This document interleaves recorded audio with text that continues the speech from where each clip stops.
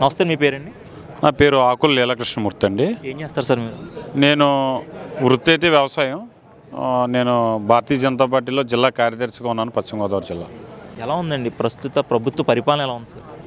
ప్రస్తుత పరిస్థితి పరిపాలన అంటే కూటమి వచ్చిన కాడి నుంచి కూడా కూటమి ప్రభుత్వంలో 2024లో ఎలక్షన్ అయ్యాక విజయం సాధించాక కూటమి ప్రభుత్వం తీసుకునే నిర్ణయాలన్నీ కూడా ప్రజలకు హర్షించే విధంగా ఉన్నాయి.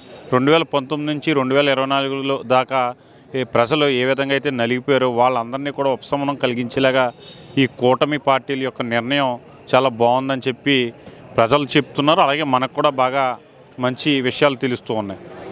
అలాగే ఏదైతే 2019 నుంచి నిర్లక్ష్యం చేయబడినటువంటి రోడ్లు కానీ, అలాగే వ్యవసాయానికి సంబంధించి ఈవేళ రైతులకి ఏదైతే జగన్మోహన్ రెడ్డి ధాన్యం తోలేక కనీసం 2 నెలలు 3 నెలలు కూడా పట్టిన డబ్బులు వేయడానికి పట్టిన పరిస్థితి నుంచి ఈరోజు ధాన్యం పట్టినటువంటి మిల్లుకి వెళ్ళిన వెంటనే 24 అవర్స్లోనే రైతుల యొక్క ఖాతాల్లోకి డబ్బులు జమ అవడం అన్నది ప్రతి రైతు కూడా చాలా ఆనందంగా ఉన్నారని చెప్పి తెలియజేస్తున్నాం.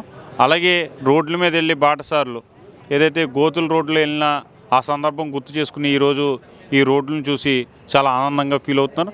అలాగే ఏ ఆఫీస్కి వెళ్ళినా కూడా అవినీతి లేకుండా చాలా చక్కగా ఈ కూటమి ప్రభుత్వంలో మంచి సమన్వయంతో ముందుకెళ్ళటం ద్వారా అధికారులకు కూడా వాళ్ళు కూడా కొంత ఉపశమనం పొంది వాళ్ళ ప్రజలకు సేవ చేయడానికి మరింత చొరవ చూపిస్తున్నారు.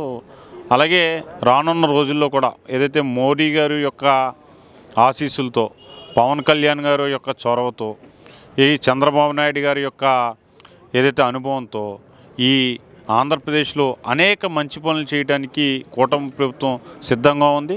అలాగే ప్రజలు అడిగినదే తరువుగా ప్రతి పని కూడా ఈరోజు అవుతున్న పరిస్థితి.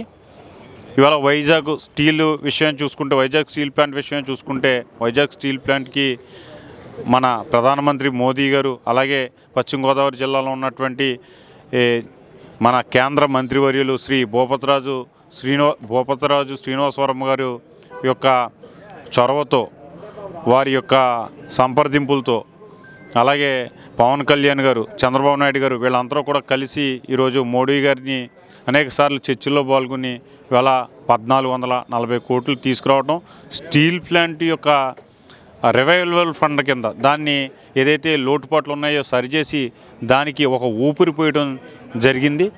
అలాగే ముఖ్యంగా పశ్చిమ గోదావరి జిల్లాలో ఏదైతే మనకి లోసర్ నుంచి తాడేపల్లిగూడెం దాకా ఉన్నటువంటి రోడ్డు విషయంలో, 4 లైన్స్ రోడ్డు విషయంలో చాలా చొరవగా భూపతిరాజు శ్రీనివాసవరం గారు దాన్ని చాలా చొరవగా ఒక 100 కోట్లు ఫండ్ తెచ్చి ఇవాళ ఆ రోడ్ని నిర్మాణానికి పూర్తిగా సహకరించి ఇవాళ నిర్మాణానికి సిద్ధంగా ఉంది.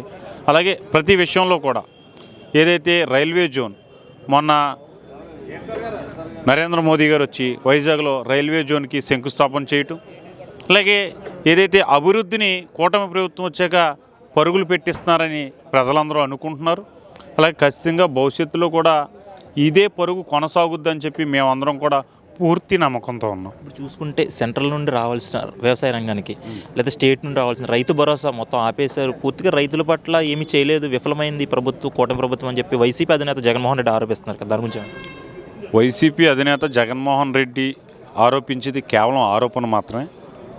మనం ఈరోజు రైతులు దగ్గరికి వెళ్ళి అడిగితే ఆ ప్రభుత్వానికి ఈ ప్రభుత్వానికి రైతులే చాలా బాగా సమాధానం చెప్పేటట్టున్నారు. నేను వీరవాసరానికి ఒక డిస్ట్రిబ్యూటరీ కమిటీ అధ్యక్షుడిగా ఉన్నాను వాటర్ విషయంలో. అప్పుడు ఉన్న ఇరిగేషన్ సంబంధించి వాటర్కి ఇప్పుడు మనం ఇస్తున్నటువంటి ఇరిగేషన్ సంబంధించి పనిచేస్తున్నటువంటి అధికారులు తీరికి రైతుల్లో చాలా వరకు చాలా తేడా వచ్చింది. అలాగే రైతు భరోసా విషయంలో కొంత అంటే ఆలస్యం అని కూడా కాదు, రైతు భరోసా పెంచి యోచనలో కేంద్రం ఉంది. పెంచిన దాన్ని మళ్ళీ ఇప్పుడు రైతుల యొక్క ఖాతాల్లో జమ చేయడం జరుగుతుంది. అలాగే ముఖ్యంగా రైతు భరోసా కన్నా కూడా రైతులు ఏదైతే పంట పండించారో 6 కాలం శ్రమించి ఆ పంటకు రావాల్సినటువంటి డబ్బులు 4-5 నెలలు కూడా ఆగిపోయిన పరిస్థితుల్లో 2019 నుంచి 2024 దాకా ఈరోజు పంట పండించిన పంటను ఏదైతే బస్తాలోకి ఎత్తి వాటిని మిల్లు దగ్గరికి చేర్చే సమయంలోనే చాలామంది రైతులకు ఖాతాల్లో జమ అవటం, వీళ్ళందరూ కూడా రైతులందరూ కూడా చాలా ఆనందంగా ఉన్నారని చెప్పి తెలియజేస్తున్నా. ఎన్నికల ముందైతే అవనివ్వండి, లేకపోతే ఎన్నికల తర్వాత గవర్నమెంట్ వచ్చిన తర్వాత అయినవ్వండి, భాజపా పార్టీ స్టేట్కి ఏ విధంగా ఉపయోగపడింది? భారతీయ జనతా పార్టీ ఏదైతే ఎన్డీఏ కూటమిలో 2014 నుంచి కూడా ఎన్డీఏ కూటమిలో నరేంద్ర మోదీ గారు ప్రధానమంత్రి అయిన దగ్గర నుంచి కూడా ఆయన ఈ పల్లెటూర్లు ఈ దేశానికి పట్టుకమలనే ఒక నినాదంతో పూర్తిగా ఫండ్స్ పల్లెటూర్లు ఏదైతే గ్రామీణ ప్రాంతాల్లో ఉన్నటువంటి సిమెంట్ రోడ్లకి ఎక్కువ నిధులు కేటాయించడం, అలాగే ఎల్ఈడి బల్బులు. ఒకప్పుడు ఒక సూప్ లైట్ వేయించుకోవాలంటే పంచాయతీ ప్రెసిడెంట్ దగ్గరికి 10 సార్లు తిరిగే పరిస్థితిలో ఈరోజు ఎవరో అడగకుండానే ఎల్ఈడి బల్బులు మొత్తం వేయటం ఆంధ్రప్రదేశ్ అంతా వేయటం జరిగింది. అలాగే ఏదైతే ఎన్ఆర్ఎన్జిఎస్లో పథకంలో భాగంగా అనేక పనులకు మ్యాచింగ్ గ్రాంట్లు ఇవ్వడం ద్వారా ప్రతి పల్లెటూరుని అభివృద్ధి చేసినటువంటి పరిస్థితి. అలాగే యూనివర్సిటీలు 14 యూనివర్సిటీలు మన విభజన అనంతరం విభజన హామీలో ఉన్నటువంటి ప్రతి విషయాన్ని కూడా అంచెలంచెలుగా ఈ రాష్ట్రానికి కేటాయించడం జరిగింది.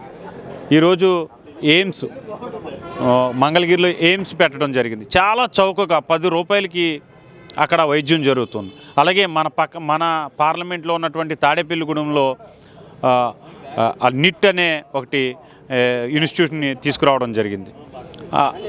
ఆ విధంగా అలాగే మనకి డబ్లింగ్ రైల్వే విషయంలో డబ్లింగ్ ఇలా కోటిపల్లి టు నరసాపురం దాన్ని కలిపే పరిస్థితుల్లో మనం ఏదైతే కేంద్రం ఇవ్వాల్సిన ఫండ్ ఇచ్చేసినప్పటికీ కూడా ఆ రోజు జగన్మోహన్ రెడ్డి కేవలం 200 కోట్లు ఇవ్వలేక దానికి ఏదైతే స్టేట్ ఇవ్వాల్సినటువంటి దాన్ని మ్యాచింగ్ ఫండ్ ఇవ్వలేని పరిస్థితుల్లో ఈరోజు దాన్ని మళ్ళీ ఆ రైలు డబ్లింగ్ కార్యక్రమాలు ఆ కోటిపల్లి టు నరసాపురం లైన్ని ముందుకు తీసుకెళ్ళడానికి చంద్రబాబు నాయుడు గారు, పవన్ కళ్యాణ్ గారు, ఇవాళ మోడీ గారి సహకారంతో ముందుకెళ్ళడం జరుగుతుంది.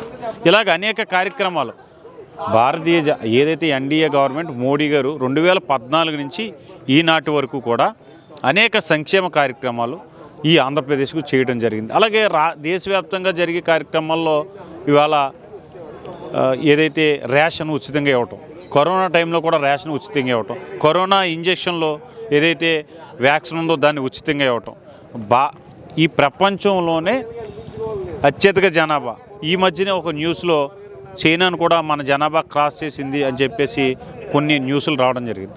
అయినప్పటికీ కూడా ఇలా ప్రపంచంలో అత్యధిక జనాభా కలిగిన చైనా భారత్లో చూసుకుంటే భారత్లో మరణాల శాతం తగ్గించి ఏదైతే కోవిడ్ సమయంలో తీసుకున్నటువంటి మోడీగా తీసుకున్న నిర్ణయాల వల్ల మరణాల శాతం తగ్గించి పూర్తిగా కూడా పని లేనటువంటి వాళ్ళకి పూర్తిగా రేషన్ ఉచితంగా ఇవ్వడం ద్వారా అనేక విధాలుగా కూడా ఈవేళ భారతదేశంలో ప్రజలు ఈ ఎన్డీఏ గవర్నమెంట్ ద్వారా లబ్ధి పొందుతున్నారని చెప్పి ఈ సందర్భంగా తెలియజేస్తున్నారు.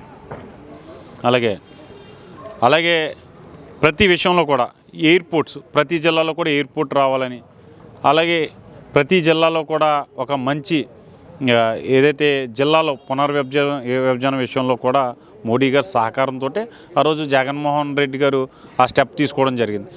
ఏదైతే జగన్మోహన్ రెడ్డి గారు తీసుకోనప్పటికీ కూడా ప్రతి పార్లమెంట్లో ఒక వైద్య కళాశాల రావాలి, గవర్నమెంట్ వైద్య కళాశాల రావాలనే ఒక సదుద్దేశంతో చేసినటువంటి కార్యక్రమంలో భాగంగా మన పార్లమెంట్లో మనకి కోతవేడు దూరంలో ఉన్నటువంటి దగ్గులూరు పాలకొల్లు నియోజకవర్గంలో దగ్గులూరులో ఒక వైద్య కళాశాల రావడం జరిగింది.